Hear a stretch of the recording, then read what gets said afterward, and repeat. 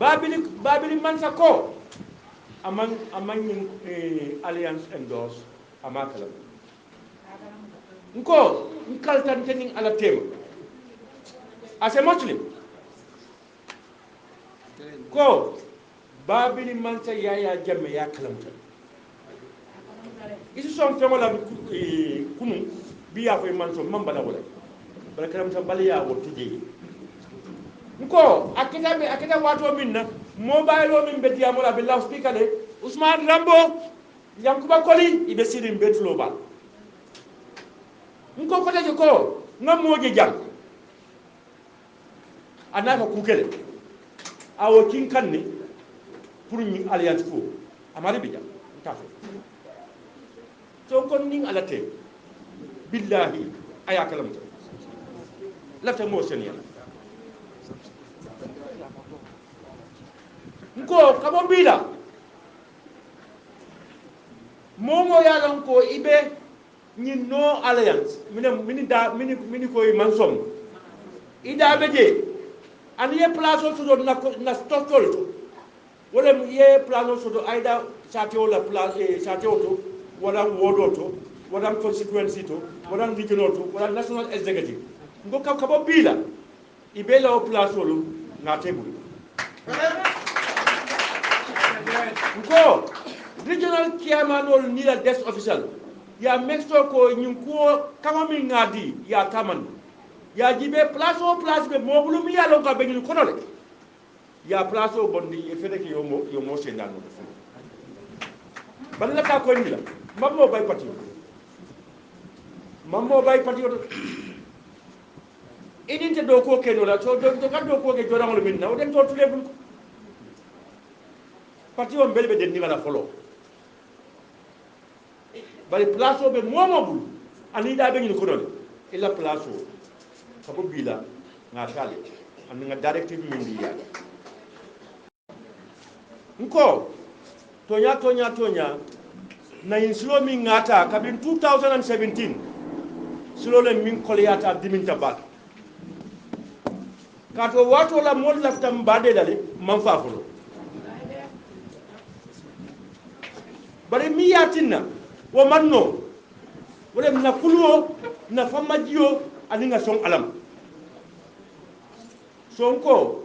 wo kuluo nim famajiyo ani nga son alala kero la mo kanat na nga bor min be banandirol la ibe kamol la ibe moltinya la alini ala sasidro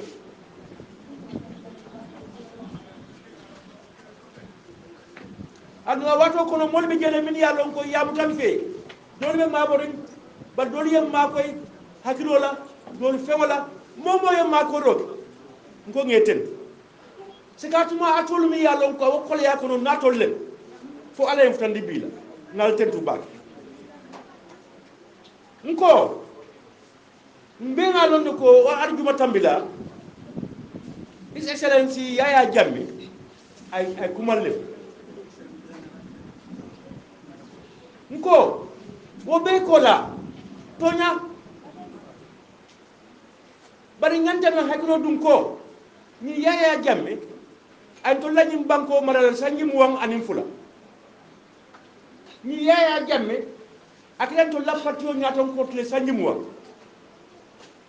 anu ñaton ko bu ña fenne nko annata kam wol nen na kam bare nen su famoke adu kare ali ngata kulwota nga fromo ni respecto dia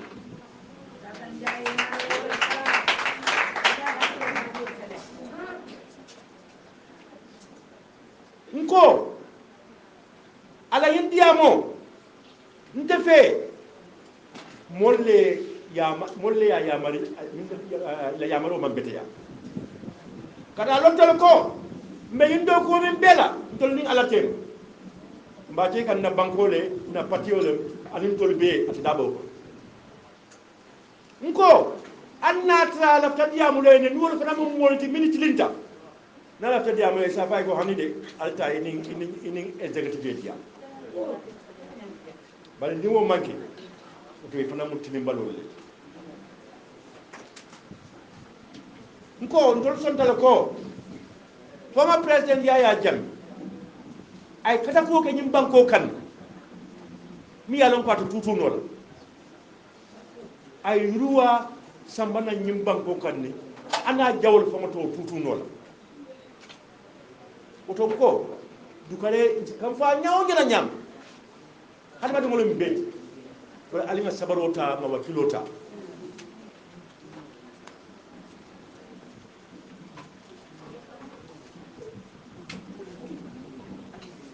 ngo fanan anna tay kam min fo wolle kita wadan kule be ni ya jamme tema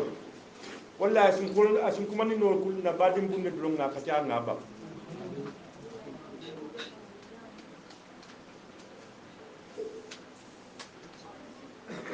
ngo fanan to nga fe ya lon ko démocratie beje nin ku boyta mo be to na nyola dolu ba fa la ñing dolu ba fa la ñing dolu ba fa la ñing o mu démocratie le no man jawya dol sonta ko man jawya bar mu ye fe ma fenje dan dulala bala ni tamita gelo don tiaro na wo ka ca kono istado moli ya le hakilo yele man ite ga damen to itala woto min don fana ta moli ya momo ye moli ni ye ko makam foye bar ni wota ta keta fa keta funga bang min be ngande kila keta fonti ata fonti suno tata ite mali le raydan ta wolto ku fulal fe yesom mo be mo jama son tamin wala finti bita damen to ita bari the right sign ka rebel bari ko nyim mol min ben nam kabrin to ngal decision ta on the 2nd of September an ta ngi bulala ba kan do because ko political le mata do ngal diamo moliye man do be jela comme ça rabiti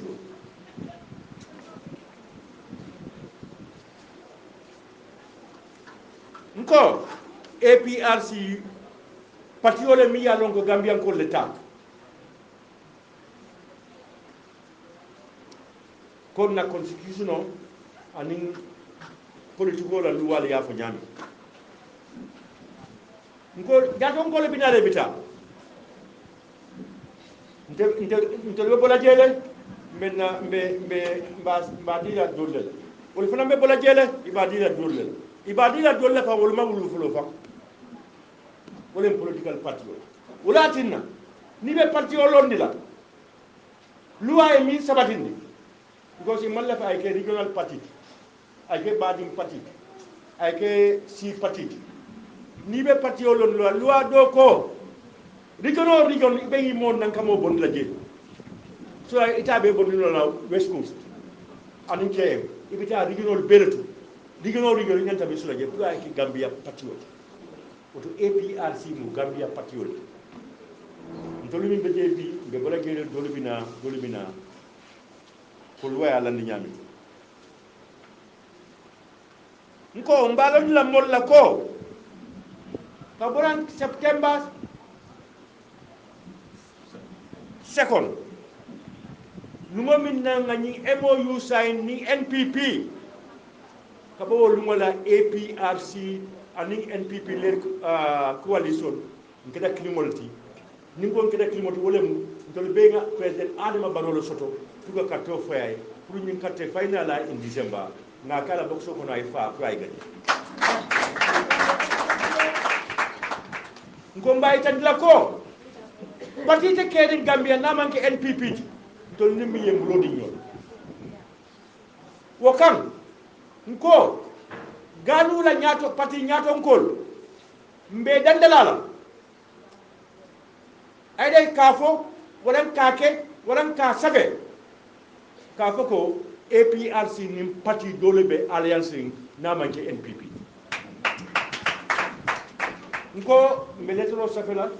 secrétaire meletro safela IEC ba safela IGP ani inter party committee ke kala mutan ninna mfananko ganu la parti o nyaton kol anin nan to la mol mi yalon koy man song alliance lay koy be coalition lay ning ganu mbe dandira la ko ye fono ka APRC la partiyo la simbolo a kola na la simbolo ke ila political programs ni yake mbe sangara lay kam bak ani nga famo fe no mbake dale ka mexto ko motay yabla wala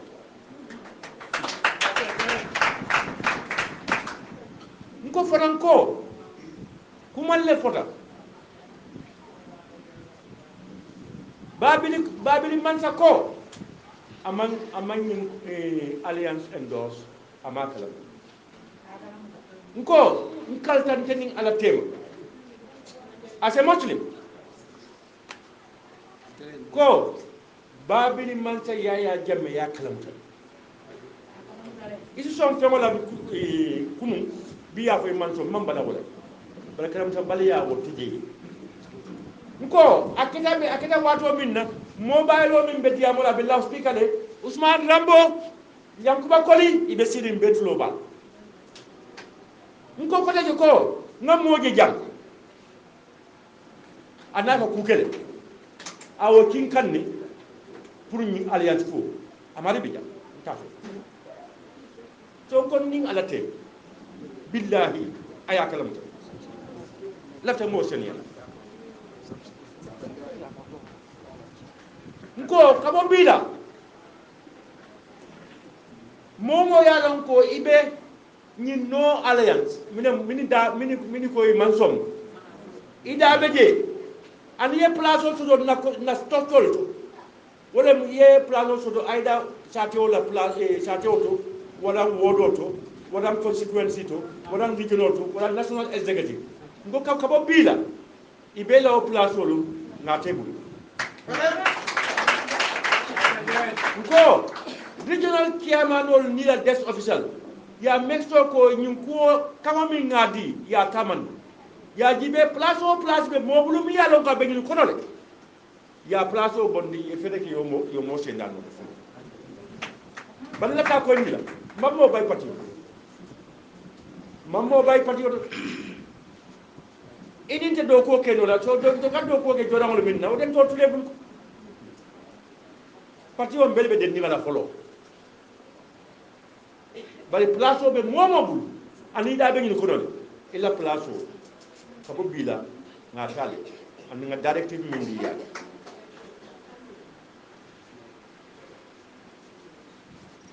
nko wo arabi satambila nga executive meeting o ke jandi fenne mi yalon fenne be je mini kambentala ngonna secretariat de ko jannintene lumo aliya mexto ko aliyo deda aliya ki mari ngoli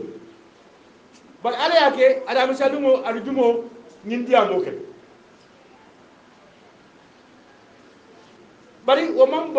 bondi ko be min kela mbake kam wala monti nko kabo arjuma lumo la ara misalumo la sorry Honorable Abdou Diadou mi yalon ko atele mun na national youth mobilization na plateau table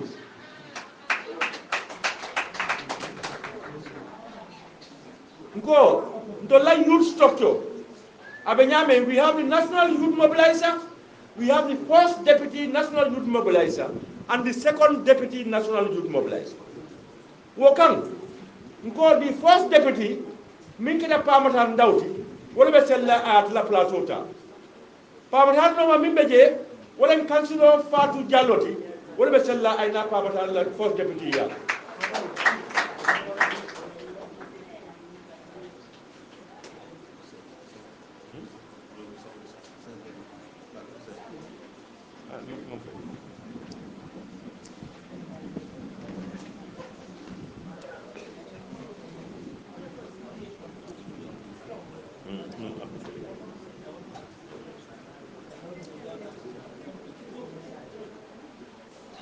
nko nimbe ko laje Honorable Abdou Diadou ala Bakary Saybo Sade it will be national executive member bari ba ko ni to ta keno la nge bonni APRC national executive ñun dong mu development let Mohamed Lamine Jammeh atele mun na deputy COP wala chief of protocol tibe bato noma bar komanto kadi kili komanto o min tabita wala nga bondi na forum otole executive forum to because na kisikisi dal na kulomol ya ina tan so bindiko atele ka kibaro bondi jang ka samba bantal so ko kana ku kede nga bondi je woni mbitema ndele mo nana man na ya ka fanyo ko na security o na intelligence o executive man na ka fun na kibaro ka pinto bar na daje ko ñim committee o mi ya londi wo arjuma lumala a tobe je anu nga fula ko momo daabe wol gol ko ila place o lu ngebe tala be bondula mo ko amam so kam Muhammad Lamin Jammeh nga bondi ala deputy chief of protocol yalla muta ko danke nga bondi kabo APRC the National Executive Committee mimba remplace la bo ci baro dira la ñaan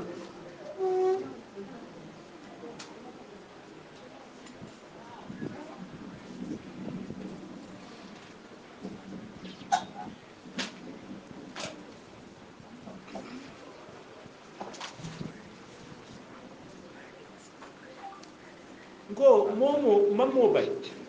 momo ibe namle bang fo ibe dula dol ba ila fete ibe nafna ko APRC to la bunda ko be yel boni nganta sonna ko APRC is a stockpot party patiole minna la tarambulol le manala duwal ko on tolni NPP la alliance wala nambulo di ñola mo kele pour Gambia la intereso kam Gambia la temkumo kam anin Gambia la ñaatuta kan anin tolbe nu jigida ko abatina waliyo mbe Gambian ko tema aba waliyo tolala le wala ngaya ba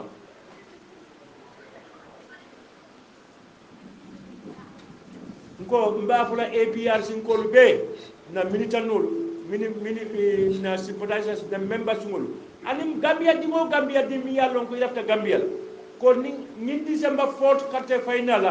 ali ngan ne carte ko so di president Adama Barrow la mi yalon ko akele mi flag biara of the alliance wo pour ñu mun kama pour na banko ci tenk mo soto ani ruwa ko mbe kontanta mbe konton droke la na tangol na badi ngolo mini be coalition ko no PPP DPDP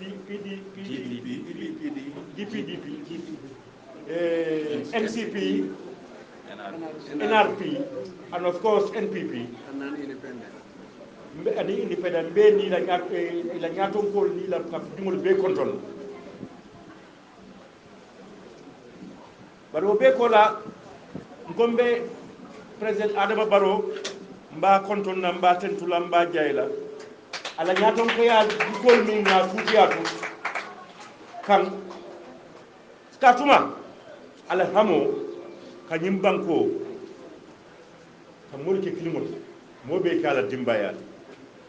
anum ka tenkumon ana yuwa sabata di banko ngon tolde nimma fu ala ko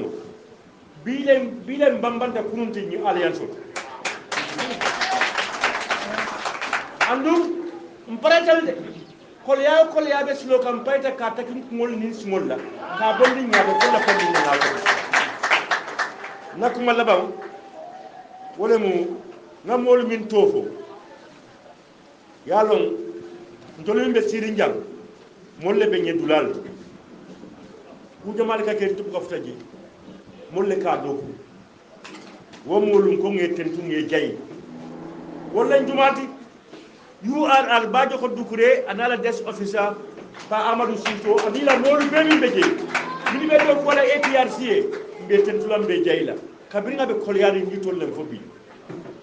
CRR Alhaji Esa Njailen Kiamanoti ani honorable Sedim Bailem desk officer ti anila molu be CRR be konton nam be tentula ila barola NBR Alhaji Omar Dramé atlem Kiamanoti an councilor Parliament Giba atlem desk officer ti inila molmi bebe NBR nge konton nge tentu ila do ku nyimal LRR Mustafa Sabali atelem kiamanoti Alhaji Suleiman Sise is the desk officer alnala kafu digol ni molmi bebe je ngal konton ngal ten West Coast Region ngom hakilo e Alhaji Solomar ma na kiamano mi yalo ko ala sambe mi wala pour ala sa du jannatu firdaus mbe Alhaji Karamo Koli kiaman ani honorable Alhaji Sangu Jamme desk officer ani West Coast Kolube APRC ngal konton ngal ten abe kolyari natol nem fobi Kanifing municipality Mamadou Lamine Dramé Kiaman and pa Ibrahima Sonko desk officer anala KMC kafo molube ngal konton ngal tentu Allah kata ko wala aninna capital ba Banjul Sheikh Kiaman and honorable Ablaye Sen desk officer anin banjunum kolube ne tentu nge jay na Mustafolu na National Women Mobilizer ajaratu Aissatou Difanga Jaju ana no malanko ajaratu Mberi Sow anin Gambia musolu be APRC ngal konto ngal ten kala atol ne APRC ni ligo National Youth Mobilizer Pamatar Ndaw and councilor deputy councilor Fatou Diallo analla konninke kafo be ngal konto ngal ten Allah kata ko National Elders Council kia pasin bejang ajara tu beti sen ana no malanko ajara alaji palum anila ka fo bolu be Gambia tonko fo tonko ngal kon ton yetentu ila kata kuol the National Students Wing mi ya lonko Fabel Jajule ya jaton kaya mbe konton nam be tentulam be jayla nko nakafol min be Angleterre ba tubabdu American na kiamano be je ka fay Jibril Fadia mbe ngalon ni gentleman par excellence mba konton na ninna mol min bebe America Angleterre banko kan Ousmane Panjagle a very principled man aninna mol min bebe Angleterre ka fo dimol min bebe je bebe konton na be tentula EU babandin tallem aninna ka fo dimol min bebe je mbebe konton na mbe tentulam be jayla nko mbe konton dro kere la na molla na kato fay mini wala na député olti na mini samba député bu ngoto ani na councilor mi yalla ngoga katte fay ke samba councilor mbe tentulam be jayla tolen tol nyal di ndulal an ngela kata ko kala mutale mbe tentulam be jayla ila kata ko bela ngon na APRC security yol batol na la pa matal na la mul protocol batol sise nala molu finance Seni Mbay nala molu logistics pa Ibrahima Sonko nala molu the bureau pa Amadou Souso aning Mohamed Lamine former councilor Mohamed Lamine baji dara molu bara be kum faraw ni be min ka be jigindi wolem di mobilisation wo kam the APRC the National Mobilizer General mi yalon ko atlen na former mayor Alhaji Yankuba Koli mba tentulam ba jayla anala normalan ko Obama baji passé di baji mbe konton na mbe tentulam me jayla mbena kondon do laban na jumalto ibe APRC te APRC be yalo karati adabalen general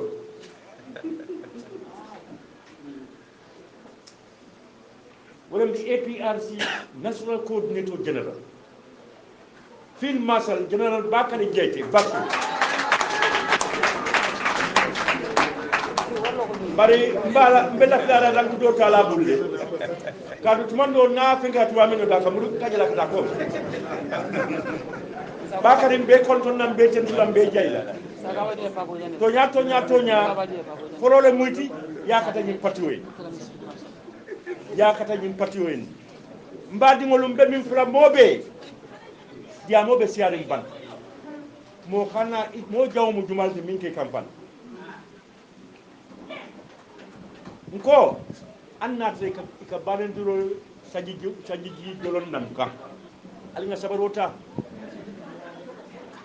muslimo nin dinal to o christian o muslim ibu kan nin dro ke balenduro yuka ibu kangola mo kan dalila te bu min modol be kelen dum ala dunya fandi mo si falle ate mo be kala mo ken doti bala to dunya be fanan kala mo ko moti sonko APRC ni ko min be kelen tay alama kula kelan tul be anim banko e kairo ko mol kam min fo bikida na former president Yaya Jammeh ko alingan hakilo ay nyaton ko ya gadi nyaton ko ya fengo mu buñal annata te wultale kan nem fang du ko re nga nyakas ale min long jongoto wonyanti wasalal dilafta wala fulale mbali kontonna mbali tentula ko mbenga wuli do ko sitale nga mexto ko comme December 5th niamo wi gombe jang president Adama Barrow